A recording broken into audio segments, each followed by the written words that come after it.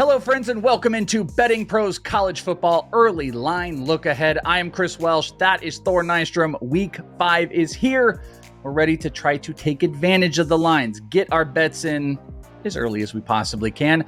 Where are the advantages? Well, Thor is going to tell us with the adjusted line, what's everything looking like, the whole scope of it on the heels, Thor, of Colorado getting absolutely mud stomped. They made some of that money back. I think it felt like it wanted to be a Colorado bet. If I remember correctly on the Betting Pros app, you did not have that. I think you had Oregon on the line here, and Oregon, they made their point. They made their point heard.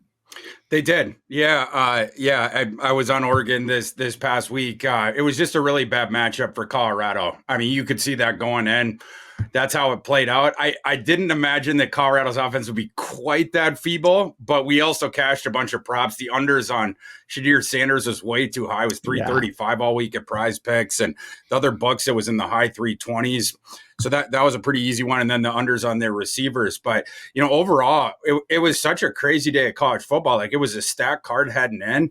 And it certainly lived up to the billing, if not even more. Like, by the time you got to the night where Notre Dame was, more or less controlling that Ohio State game, should have won. And then the end of the game, there's all the ridiculous calls that, the defensive calls for Notre Dame dropping the 8 guys on that third down, but still there's a wide open Ohio State receiver to get that conversion. And then the last 2 plays of the game where they only had 10 guys on the field. I was like, have I just been watching college football all day and like I'm seeing stuff? You're sort of squinting at the TV, but yeah, it was just a wild day and a really fun day of college football. It was, and I highly suggest you go and take a look. It's very impressive, the Prize Picks. I was actually on with our mutual friend Bogman, and I saw your tweet, and I was like, Boggs, look at this, 2 6-leg Prize Picks, just cash money. It was beautiful. So make sure you're following Thor for all that. I did want to get your opinion real quick because I don't think we're going to be covering them on this show, but Alabama. Alabama kind of came out, and I mean, everybody in the world, for all the right reasons, were on Ole Miss, but Alabama came out. I just want to get your thoughts real quick on them before we move on to the Week 5 slate. Yeah, that was one of my misfires this week. I thought Mississippi was going to beat them outright, and the way that I handicapped that game, I thought it was going to be Mississippi leveraging Quinshon Judkins against Alabama front that can be had. You can at least nick away at them, and then going over the top of the play action stuff because Alabama struggles with the explosive passes. Mississippi came into that game with a bizarre strategy that I didn't understand. It was just a bunch of short passes from Jackson Dart. At that point, you were going right into the strength of the Alabama defense. They're really good against passing efficiency, the short stuff. I didn't get it. And then, so I was wondering in the middle of the game, I actually called someone because I said, is Judkins' health worse than we think? Is that why this is the strategy? And the person I was talking to was, I don't know. And then I saw Quinshon Judkins' mom was tweeting, why are they not running the ball more? And so I was like, okay, I guess that's not it. I guess they just had a bad game plan, but it is what it is. That was a moment that Lane Kiffin, I think, could have capitalized on how far Alabama is down. And the game plan did not allow his team, I think, to succeed in that situation. Yeah, it made Vegas made some of their money back on those Ole Miss bets, but it's the interesting parity across college football. And like you said, it was a kind of crazy weekend with some obvious. I made some money on Kentucky and Washington. Did not make some money on a few other bets that I had, but that's how she goes. And that's where we're going to try to get you those advantages where we can for Week 5. And let's just jump right into the action. If you guys want to make sure you are following all of it and all the thoughts that are going down, make sure you follow Thor on Twitter at ThorKU. He'll be posting about all the shows, all the stuff all week long, so make sure you do that. Let's jump to Friday, actually, because we have got a double rank game coming up here on Friday. Utah, 4-0 Utah is going up against Oregon State, who is 3-1. There's a little bit of an adjusted line to yours on what's out publicly. It looks like Utah's a 2-point favorite, but your system almost has it like a pick'em. It's like 1. So I'm not really sure there's any value where you're going to be like, oh, hey, this 1 point means any difference. But where do you sit on this game, and what are you looking to bet, if anything? I would prefer Utah in this game. I feel like the numbers on them have been too low throughout the season. They've been doing well covering and whatnot. Oregon State, it becomes an important game because you just lost that game in Corvallis. But Utah, it appeared late last week that Cam Rising was going to return for the UCLA game. That he ended up not. They beat him anyway. But what we know for sure is that Cam Rising has now been medically cleared. So I would sort of expect Cam Rising to be starting this game against Oregon State. We're going to have to monitor that more. But we know that at least medically he's been cleared. And once Utah gets back Cam Rising, it's this team that just keeps winning without any quarterback play whatsoever. And a game plan, an offensive game plan heading into each game where teams know what you're going to do. And they're still winning. They're Kirk Ferentzing it, basically, just suppressing the scoring. Yesterday, it was funny. They were up by 2 touchdowns over UCLA in the second half. And I told someone this is just like an Iowa game where it's a 2-touchdown lead that might as well be a 60-point lead. UCLA had no chance to come back in that. You're not going to score more than 14 points on them in 2 quarters. The defense for Utah is ridiculous. I like the run game too. And once they get back Rising and then Keithy as well, this team is very dangerous to that upper echelon of the Pac-12. All these teams that are so fun to watch, USC, Washington, Oregon, their kryptonite is a team like Utah. And Utah, it's a fairly similar thing to Oregon State. I just think Utah is better at it. So that'd be the way that I would lean on that one. Isn't it so trippy? Like, I know this was more of a week, like 1 off of week 0, maybe week 1 to week 2 conversation, but like, isn't it just so weird to think about like where the Pac-12 is at right now and like just how dominant, and then they're still kind of dominant, like across the board, and the matchups are must see every single week. And Washington looks like one of the best teams in college football. And there's just so much great football coming out of the Pac-12. Yeah. The Washington offense, it's like a cheat code. Like even when they're not playing well, Washington on offense, they're still putting points on the board. Obviously, Oregon has been about as impressive as you can get. We all know USC. Those 3 teams, those are 3 of my top 8 power ranked teams in the nation. And we haven't even mentioned Utah, who right now I have 14th. But Utah's a team that on any given day can beat anyone in the nation. And like I said, they are a real matchup problem for those 3 teams at the top, like I just mentioned. And then, you have the Oregon State, you have UCLA. Both those teams are in the top 25 of my power ratings, and Washington State's just outside of it.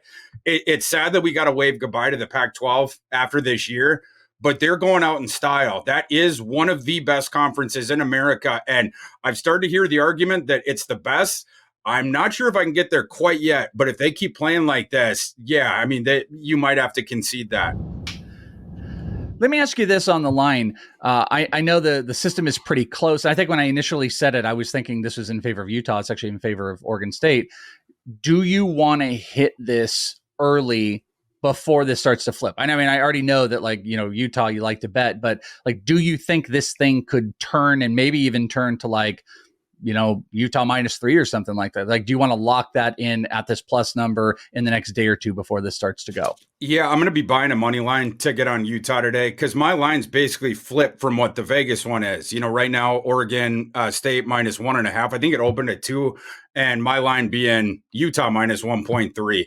And if and when Rising is, well, he's already been cleared, but if he's starting this game, and that's announced in advance, I think this line jumps up to at least Utah -3 really quickly. So this opportunity early in the week to buy a money line ticket on Utah where your odds are juiced better than 1-1, that's something I'm interested in for sure.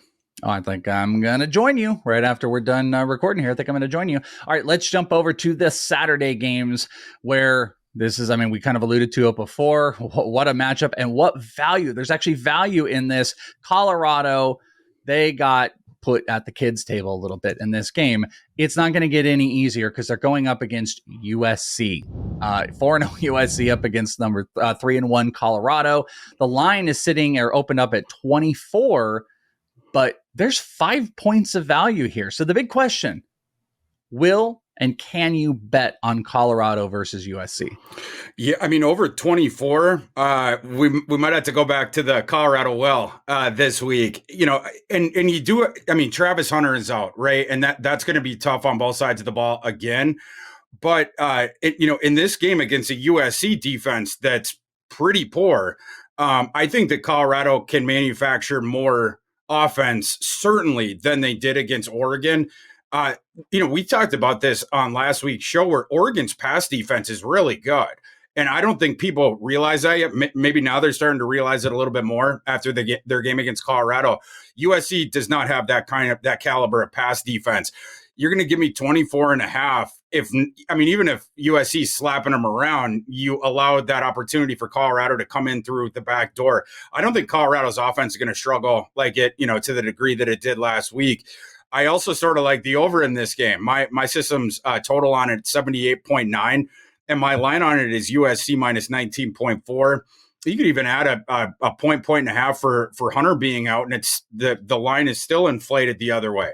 And that makes sense, in terms of the public perception of now everyone's going to be off Colorado. But Colorado gets this game at home in altitude, USC going there, and Colorado, you would have to figure, is going to give you a lot better effort this week. And again, against a team that it matches up with a little bit better than the Oregon game. So, yeah, I would definitely be leaning the home team in this one, Colorado plus the over. What do you think? I mean, if your system is showing it's like 19, if you're seeing that in favor of USC and there's a 5-point differential, do you think sharp money is going to come in, bet Colorado and bring that line down? Or do you think you're just going to get a lot of tickets with how bad Colorado was? It's going to go the other, what if you had to guess which direction this is going to start to go? Is it going to be the big money getting Colorado because of kind of system plays, or is it going to be all of the public money that just hated how Colorado looked and USC being one of the best teams in football, college football? Yeah, it's tough to say. I would anticipate that most of the sharp money will be on Colorado if that thing is above 24.5, because that seems like a key one right there. But I can't predict what the public is going to do in this game, because the public has been obviously all over Colorado in the first three, and the first two it worked out well. Last week they got burned and embarrassed. So I don't know, does the public stay on Colorado in this game 1 week after they got embarrassed, or are they now going to move to the other side? That the public's going to bet a Colorado game because everybody wants to watch them. Everyone wants to have money down and stuff like that. It's harder to anticipate that. But yeah, I would anticipate the sharps, as long as that number is over 24, they're going to be leaning towards the Colorado side. Very interesting. Well, one thing to make sure you're subscribed to Betting Pros on YouTube, because throughout the week, whenever we've got anything going on, like the Wednesday show, Mike Farrell, Thor, Scott Bogman's hosting for the look ahead for the week, or we're kind of doing the look ahead. That is for that live look midweek. And then you got the Thursday live streams with Farrell and Thor with some awesome freaking new graphics that were up this week with the Thor's hammer and the Farrell fade. You guys can live stream, I believe, 10 a.m. Eastern leading up to all the good action. So if you are subscribed to the Betting Pros YouTube channel, you hit notify, bing, every time we are live with content. It is delivered right to you. So make sure you do so, my friends. All right, going over to the Florida-Kentucky game. Actually, Kentucky was a good bet for me this week. Yeah. Kentucky 4-0 hosting Florida, who is 3-1. The public line, your line look about the same, but I'm dying to get your take on what you think we're going to see out of this game. Yeah, I thought Lexington had a shot at College Game Day this week. They're doing another one with Notre Dame and Syracuse or whatever it is. But I thought this game had a real shot to get it. Unfortunately, they didn't. But with the line being at 3, Kentucky opening a 3-point favorite, I would just have the slightest lean to Kentucky. My line's Kentucky by 3.3. I like Kentucky more than Florida too. It's, you're playing with the margins there. You're pretty close. But if that thing's 3 or below, Kentucky's a fire for me. And Kentucky's been efficient too. For sure. They've been a really good bet. I should have looked at what they have been against the spread, but I mean, they've been a good money play this year. They're one of those perception against reality teams, because you lost Will Levis over the season and stuff like that, and people, and Chris Rodriguez, stuff like that, and so I think people thought, oh, they're going to be worse. I made this point over the summer that I thought Kentucky's backfield was actually better now. You bring in Devin Leary, you bring in Ray Davis. And so far that is borne out, especially with Levis's struggles the year before. Kentucky looks like a better team than they were. And Florida, at least in the early going, they appear to be a slightly different team, whether it's at home or on the road. And they also seem like they're the factors around the team can also play. Like this past week, they're playing Charlotte at home. That was a home game. They should have slapped around that Charlotte team, but they were just sort of sleepwalking through it. I just don't like that Florida team as much as I like Kentucky. I think Kentucky's locked in for this one. And like I said, you get that line at 3 or below, I think Kentucky's the play there. Wasn't that Florida's thing last year too? Even with Richardson, I felt like they had some sleepy performances that was just like, what are we doing? It was like, it almost felt like late night with the boys type of stuff. Everybody just looked sluggish, and I felt like there were multiple early first half season games with Florida. They were a tough bet early last year, even with Richardson. But agreed. Yeah. And who knows if it's going to work for Napier there? But if nothing else, he has a bit of a flawed roster. And some of the games you have, like, whether it's wonky effort with some of the guys, whether it's trying to leverage players that aren't as good as key components of your game plan, different stuff like that. Like, the tough thing this year, you have Graham Mertz at quarterback, and then your receiving core is not very good. And so it's basically forced the ball to Ricky Pearsall. Pearsall is not bad. And yesterday he had the catch of the year. Just an absolutely ludicrous catch. That was insane. It was insane. And he's a solid P5 starter, but he's not going to be an NFL standout or anything. And, that's what you got there. And this goes back to the offseason as far as like who Billy Napier chose as the quarterback. He had the scholarship to give out to replace Anthony Richardson. He went after Michael Pratt really hard in the transfer portal. Pratt decided to go back to Tulane once Willie Fritz turned down the Georgia Tech offer. And then Napier just sort of panicked and offered one to Mertz, who, in my opinion, is not really a system fit there because you don't really have the mobility. The talent as well isn't great, but like you would think, if you're going to go with a quarterback of that caliber, he's going to have better mobility than Mertz does for that system. But just that stuff's all weird, and I don't really trust that Florida team. So here's an interesting one. I guess they're all interesting. I'm like, hey, they're interesting. All of these games are interesting because these are the ones that we're really focused and talking about. Number 1, Georgia 4-0 is going to Auburn, who is 3-1. If you're an Auburn bettor, it feels like maybe there might be something in play here because your system actually shows Georgia in between that big marker. So the line opened up at 16.5. Your system is around 12, and that is just breaking that 2 touchdown marker, which you'd love to see, like under, anything like 14.5 and under or over, I suppose, would be that play.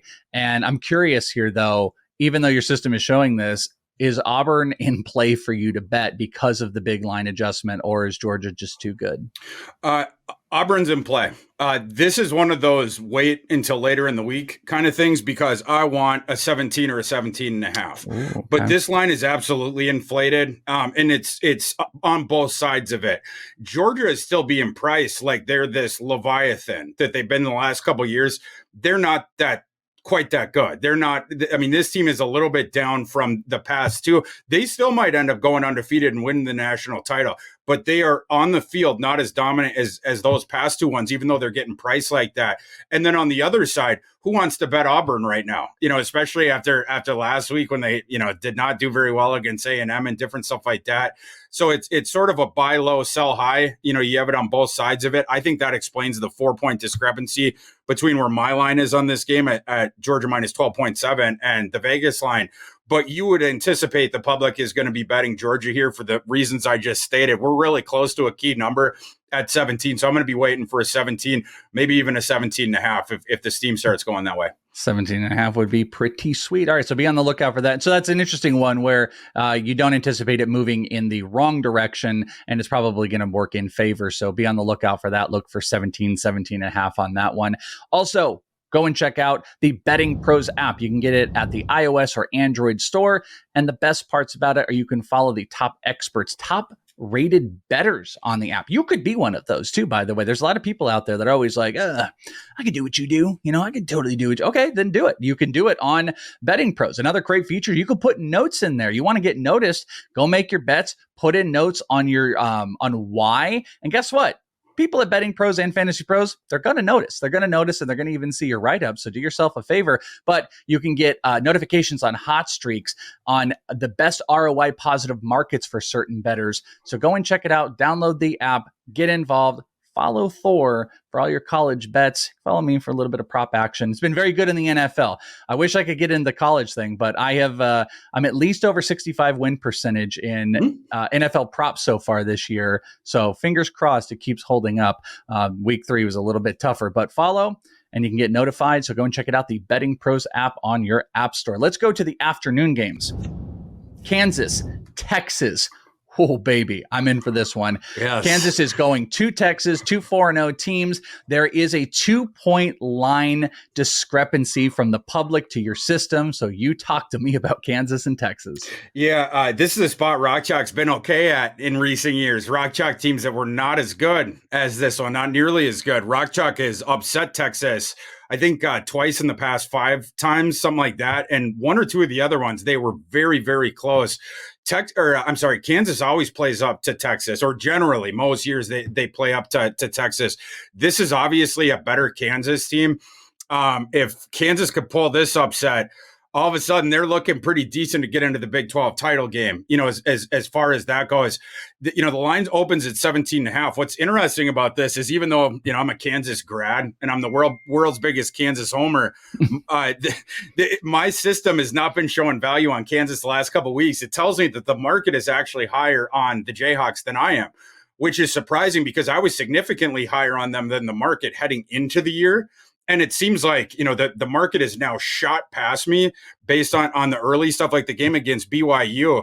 My line was way lower than what, ended up out there at the sports books. And early on, it looked like Kansas was going to have trouble there, but they actually ended up covering the number in that game. My line on this one is Texas minus 19.6. And that's mostly because of the Texas side and not the Kansas side. I've been very impressed with Texas. Last week, they go to Baylor, a team that always plays them well, and they slapped around Baylor. Baylor was impotent in that game. They couldn't do anything, and Texas did whatever they wanted to do. This one is going to be a little bit different because you're not totally holding that Kansas offense down. Nobody is. And Kansas is going to figure out a way to scheme away from the defensive strength of Texas, which is their ridiculous defensive line. For me, if nothing else, this is more of a prop look where I think I'm going to be on the unders for Devin Neal. I think I might be on the overs of Jalen Daniels this week. Again, I think they're going to try to get aggressive on offense, put the Texas safeties into conflict, do that sort of stuff that Kansas does. I think it's going to be tougher sledding on the ground. As far as the side goes in this one, I can't bet it right now. I'm interested to see where this line goes during the week. My total is very close to the Vegas total that dropped as well. So for right now, this is a wait and see for me during the week, but I think this is going to be a great prop game. I was going to ask you on the total if there was a play. So I mean, what is the wait and see action of it? What are you going to be peeking for? Are you going to be peeking for maybe the total to go up to bet the over, for it to move maybe in more of Texas? What should we be looking for? If that line drops beneath 17, I'm going to have to bet against my alma mater. Maybe we'll get an emotional hedge there, but my line being 2 points south of 2 points north of where the Vegas line is, but it's not over a key number, right? And so Vegas, right, they drop these numbers where they sort of put it in these spots where if it moves the one way, it doesn't hurt them because it's not going over a key threshold, but they want to see what the market's going to do with it. So I'm just interested to see what the market does with it, but I don't know that I can bet Kansas, despite what I said about them, usually doing okay in here. And I like the coaching staff, especially the offensive coordinator that Kansas got. That guy's a genius in terms of this stuff. So I do think he can stay away from the strength of that Texas defense, like I was talking about, better than some of these opponents in the past couple of weeks where they've just tried to go into the strength of it. You're not going to see Kansas do that, but can Kansas do effectively enough, essentially playing keep away with the ball, where they try to get it to the perimeter? Now we're going to take a downfield shot because we have a numbers advantage. Jalen Daniels going to have to play perfect in this one to give Kansas a shot. If he does, and we've seen some magic from that kid, but it's the Nevada game wasn't quite as good. Last week, he looked locked in again. That's what we'll have to see. But yeah, I mean, again, like if that thing goes under 17, unfortunately, I'm going to have to do the emotional hedge bet. Everyone pay attention to it and shame Thor. Shame Thor. What are you doing going against your team? All right. Another great game.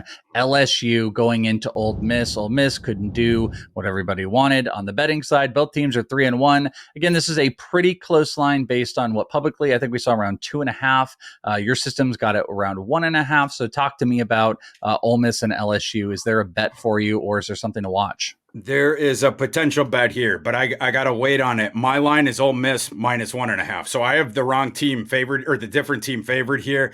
If this line gets to LSU -3, and I think there's a really good shot it does because LSU's looked solid past couple weeks. They played down to Arkansas. I didn't love that from LSU, but they won that game, and obviously the week before they annihilated Mississippi State. Whereas Ole Miss is coming off this week where we talked about it at the jump of this show about how disappointing it was and how they had the shot to go in there and win. And they had a weird game plan. LSU, obviously a different team than Alabama, but now Ole Miss gets to return back to Oxford. Tuscaloosa is a tough place to play in. And this LSU team, not quite as good as I thought they would be heading into the year. So this is a shot for Ole Miss to knock off LSU. If the line is beneath 3, for me, that's a no play. When it gets to 3, that's when we fire on Mississippi. Okay. I mean, I feel like there might be some gun shyness to it, but I also think you're going to see that number and you might see it pretty soon as well. So be ready to load up those tickets if you are. The last on like the main slate of the games, we've got quite a few games we're going to talk about as far as system values, where we look at Thor's system versus what's out in the market. And these look like potential values, and we'll get Thor's take on those. Is Notre Dame at Duke, both 4-0. And this is, again, right in line. What's publicly out there, what the system is. So, I mean, do you think Notre Dame is just going to come out swinging? It's in Duke. What is the play if there's a play? Yeah, this is one of those where my line is spot on with where Vegas says. My line being Notre Dame -4.6. So we're 1/10 of a point off of it. I don't think there's any value on that side. The line will have to change for there to be. Duke certainly has a puncher's chance to get this upset. But it's, where that line is, I just don't think there's any value. I think there's more value on the over of this one. The total that dropped today was 52.5. My over under on this, or my system total on this, is 59.6. Duke's offense is really tough for people to slow it down. It's sort of like that. It's not the exact same as Kansas is, but it's similar in that you have the really good quarterback and you have the really good play caller. And so they can do different stuff. Go and, the scouting each game. We're going to keep it away from this opponent's strength and different stuff like that. I love Riley Leonard and everything like that. And Notre Dame's offense is super efficient as well. I also think that the total of this one might be a little bit suppressed because Notre Dame was playing so methodical because of the way the game script went against Ohio State. And, suppress the scoring there. But Duke, I think Duke going to put up more points than Ohio State did in that game. And that's going to force Notre Dame to pick up the pace a little bit on offense. But I love the efficiency of Notre Dame's offense. You have an explosive element too. Notre Dame obviously got heartbroken at the end of that game against Ohio State. But this one would be one where I would look at the total, but there's no play on the side if the line remains where it is right now. Is that total one you really like? Because that sounds like a real, especially of like what's out in the system. That I don't know if that's quite a hammer, but with a 7-point differential and the breakdown there, that seems like an early bet to get in on now before that starts to creep up. Like, do you think that could creep down at all? Barring weather systems, I doubt it. Yeah, I think the money's going to be going on the over on that one, all other things being equal. So, okay. Yeah, the over is worth a look for sure early in the week. All right, so we've got a handful of games here. These are system values. So the Thor's got his Thor adjusted line versus what's out on the market. Not necessarily. I didn't even ask Thor ahead of time if these were ones that he loved. I know there is one that you personally picked in here, but these were some of the bigger differentials that I saw. So we can get your take if there is something, if the system tells you want to make a bet or there's something you really like. First up, Clemson at Syracuse. We've got a 6.5 versus a 3. On your system. So a 3.5 point differential. I believe that I wrote that incorrectly, but I think that's in favor of Clemson here. So is this a play? Is there a play in this Clemson-Syracuse game? Yeah, I think I'm going to be on Syracuse in this game. But this is another one where I want to see if that line gets to 7. Clemson this past week, obviously against Florida State, they would have liked for a little bit different outcome there at the end. But they still acquitted themselves well. There was people that were like, oh, I'm not, I don't trust Clemson at all. I'm not going to bet on them all season. They're, whatever, talking about the offense. Offense played a lot better in that game. So the market, I think, is going to be a little bit more bullish on them. Syracuse is at a really good start, but they had the injury to Gadsden. Their top receiver, tight end, big slot guy. There's not as much optimism for them in the market. And I think that's a part of the discrepancy here. But Syracuse can do a couple of different things on offense. Like you really like their running game and the quick hitting passing game, even with Gadsden, they can typically get it if you want to load up against their running game. So I think between Schrader and the running back they got there, they can keep that clock moving and move the chains and stuff like that. And if you're going to give me 7 points on Clemson, it'll have to toggle up another half point. But I'll be on Syracuse there. I'm just going to wait early this week, and see if we get that up to 7. Texas A&M at Arkansas. Texas A&M is a 6.5 point favorite. Your system is showing a 9 point favorite. So is this something you would want to jump in on based on what your system is showing? Would you want to jump in on this now? Is there something to wait for? What do you think about this one? Yeah, this is an early bet one. Assuming that Rocket Sanders is going to be out again, and I'm pretty sure that he will be. I guess they're technically calling him day to day with a knee, but I had heard he was going to be out, 3-4 games. So that would be the only thing to check on if there's been, any sort of optimistic stuff with that. But assuming Rocket Sanders is out, A&M is definitely a play with this line under 7. Like you say, my line's closer to 10 on this one. And Arkansas, I think a part of the discrepancy is, I was mentioning this when we were talking about LSU, that Arkansas played a little bit better in that game. LSU had a wonky defensive strategy in that one, though. Like when Arkansas does not have the services of both Jefferson and Sanders at the same time, it theoretically becomes fairly easy to defend them, especially when it just becomes the KJ Jefferson show. But we saw some wonky things, like they allowed Jefferson outside the pocket a few times. There were some weird coverage things going on there, and it allowed Arkansas to play closer in that game than probably, just on paper it would have been. And so because of that, this line is a little bit closer, but I like this A&M team. I've been bullish on the A&M team. Outside of the week, I had to fade them against Miami, and we cashed some tickets there. But I think they're going to beat Arkansas by double digits here if Rocket Sanders isn't back. So this is an early week bet for me if that line remains under 7. You're loading up my card. You're loading up my early betting card. This is going to be my third. I love that. I like the Utah. I like that under we talked about. This one looks like another good one. Cal is hosting ASU, my local team out here. Cal opened up as an 11-point favorite, but your system has got them over a 2-touchdown favorite. So yep. Hammer because ASU is super overrated, not good, or just kind of sit back and wait. What do you think on this Pac-12 matchup? Yeah, this is an early week fire too on Cal. I think this one is a little bit closer because Arizona State, for at least a while, it was, they're sort of hosting Big Brother, and USC was. Is it fair to say that they were sleepwalking through part of that game? Allowing the Arizona State team to stay closer there. Drew Pine, we know who Drew Pine is, and he gave them at least a little bit of the short passing element against that poor USC pass defense that we were talking about before. I don't think there's any holdover effect there. I think this Arizona State team is going to be lucky to win one more game this year. They're 1-3 now. Whereas I like this Cal team, and this is obviously a must-win scenario for Cal. Justin Wilcox trying to get into a bowl game, save his job, whatnot. And last week, after you got annihilated at Washington, tough place to play in Seattle against that offense. Cal gave them a little bit of trouble early on. Washington had to figure it out on offense, just a little bit. Like they were missing some passes, but then they were still putting the points on the board. Cal was able to return a little fire, but obviously lost 59-32.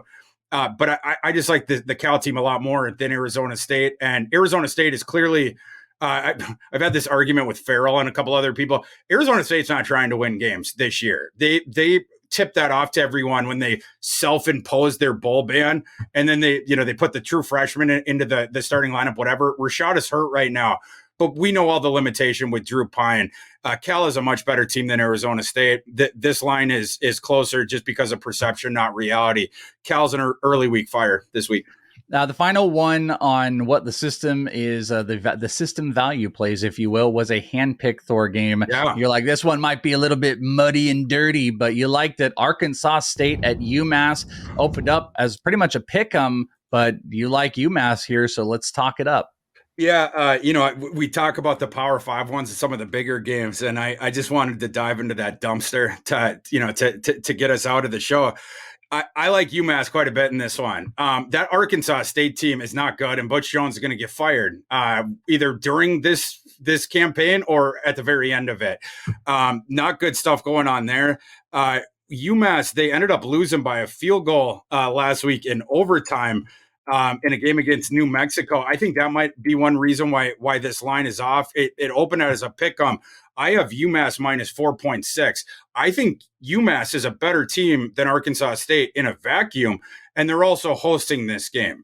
Don Brown there, very good defensive coordinator, and he's known as Dr. Blitz. He sends, he has all these exotic blitzes, and it's coming from all different directions and stuff like that. Don Brown against Butch Jones is one of the bigger coaching mismatches that you can get schematically.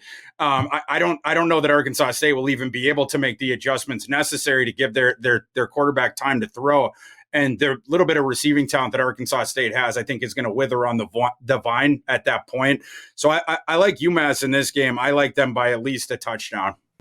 Well, if you are subscribed to bettingpros.com/YouTube, you guys are watching, just hit the subscribe button. You're going to get notified throughout the week. It is really a hand-holding step-by-step process where we give you the early line on some early bets. On Wednesday, Mike Farrell, Thor Nystrom, Scott Bogman will break down what the card is looking like midweek when things have settled.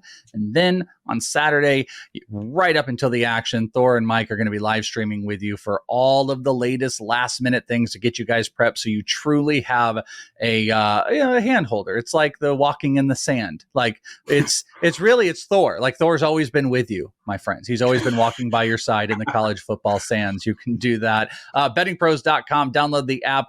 You can follow Thor on there, follow lots of other great people, see what all the best bets are, track your own bets, see how you're doing, and make a name for yourself on there. Become a top bettor on the Betting Pros app. Follow him on Twitter at ThorKU. You can follow me at IsItTheWelsh. That's your early look for week 5. Thank you guys for hanging out with us, and we'll be back next week to talk more of these early lines. For Thor, I'm Welsh. Thank you guys for hanging out with us right here on Betting Pros.